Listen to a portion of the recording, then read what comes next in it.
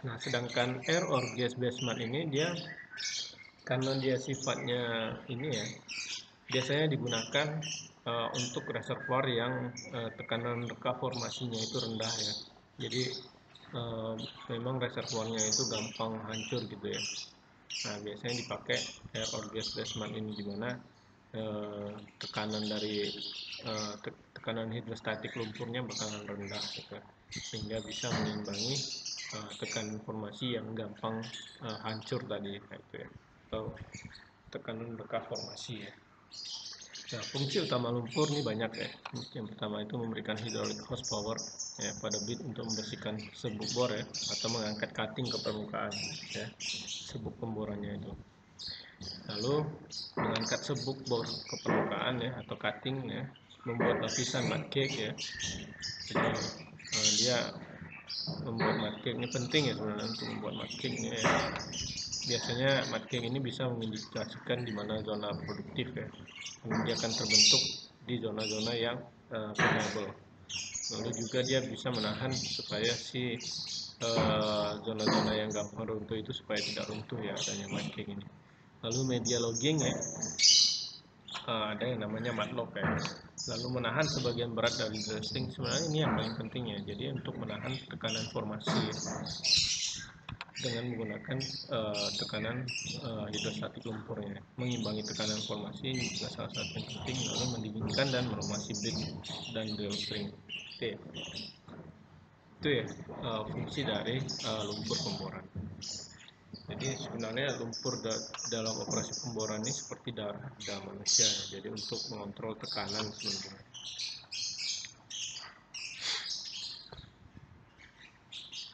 Nah, ini adalah video dari proses sirkulasi lumpur ya. Nah, ini. Jadi lumpur itu diinjeksikan ke dalam lubang bor ini ya, ke dalam pipa pemboran. Dia bakalan keluar melalui nozzle yang ada di dalam, yang ada di bit ya. Lalu dia bakalan, lumpur ini bakalan keluar melalui anulus namanya ya, dari sela-sela lubang pemboran ini. Dia bakalan mengangkat serbuk-serbuk pemboran yang kita kenal dengan cutting ya ke permukaan. Keluar permukaan dia dikeluarkan melalui pipa di sini ya, masuk ke mud tank ya. Mud tank, lumpur yang sudah keluar ini dimasukin ke alat ini ya, namanya shell shaker.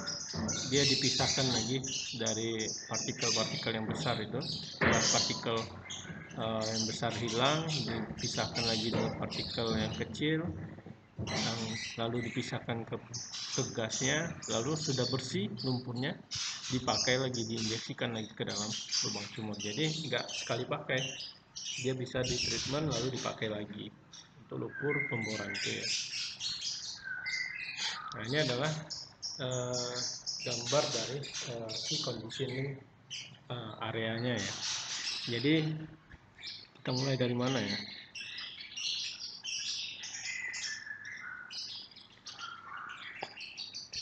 Mungkin biasanya proses pembuatan lumpur itu dibuat di pertama kali di sini ya, namanya adalah shell shaker ya.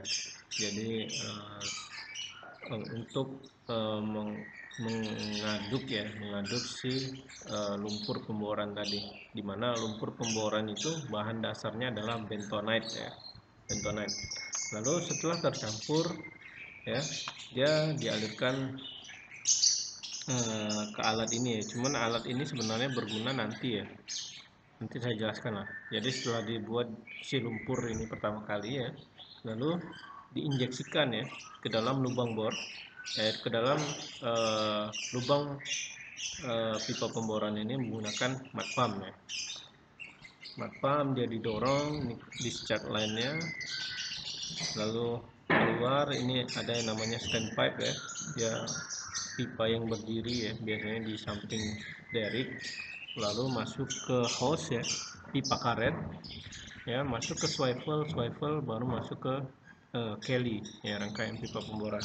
Yang pertama kali masuk Kelly, masuk ke drill pipe masuk ke drill collar, keluar dari mata bor.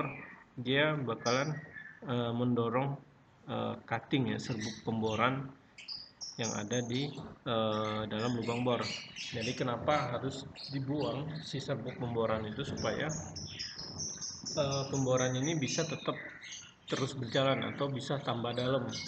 Jadi contohnya itu kalau kalian ngebor kayu ya, ngebor kayu, serbuk kayunya itu masih ada di dalam lubangnya itu, otomatis pemborannya kan stuck di situ aja karena si serbuknya nggak bisa keluar. Nah, itulah perlu didorong menggunakan air tadi ya, lumpur tadi ya.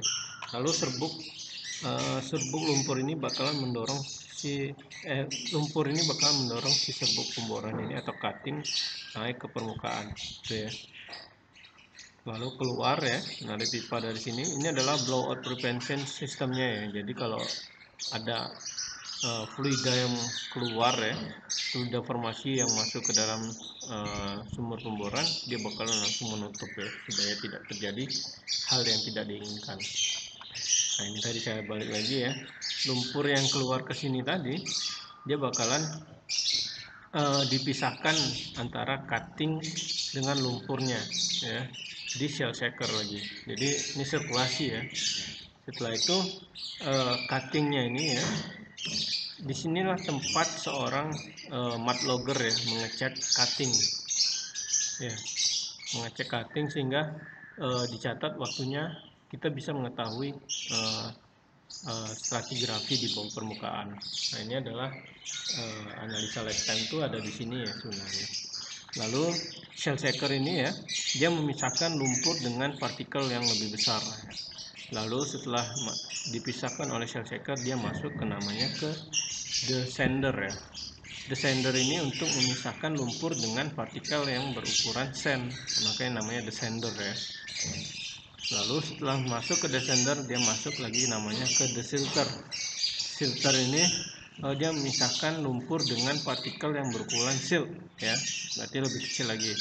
Lalu setelah terpisah antara lumpur dengan partikel silt, barulah dia masuk ke alat terakhir namanya degauser. Degauser itu, nah ini ya, dia bisa, kalau di sini dia dikatakan di sebelumnya ya, sebelum masuk desilter dia masuk ke mud gas separator ya, atau degauser. Degauser itu dia memisahkan lumpur dengan gas ya, mungkin yang ada di terbawa ya saat operasi pemboran. Sudah dirasa bersih lumpurnya, baru diinjeksikan lagi ke dalam lubang sumur. Nah, itu ya. Mud pit ini untuk tempat pembuangan lumpur yang tidak digunakan lagi gitu ya, atau terjadi kita mau mengubah spek dari lumpurnya, bisa langsung dibuang ke mud pit untuk diganti ke lumpur yang lebih fresh, yang baru ya itu.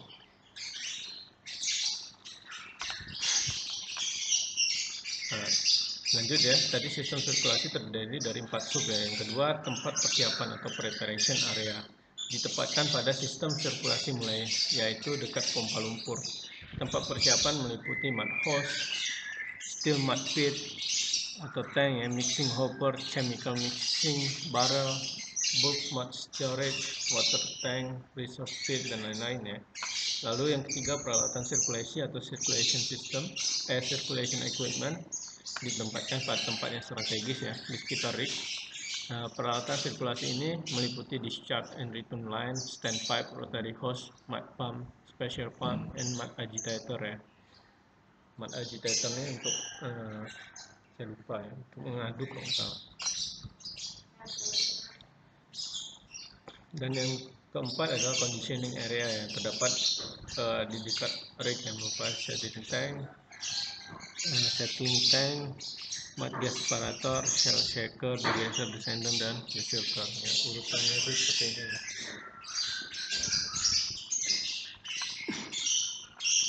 Jadi shell shaker ini untuk memisahkan lumpur yang berpartikel besar ya, dengan partikel yang besar, lalu masuk ke degauser. Degauser memisahkan lumpur dengan gas, lalu masuk ke descender, memisahkan lumpur dengan partikel berukuran sand.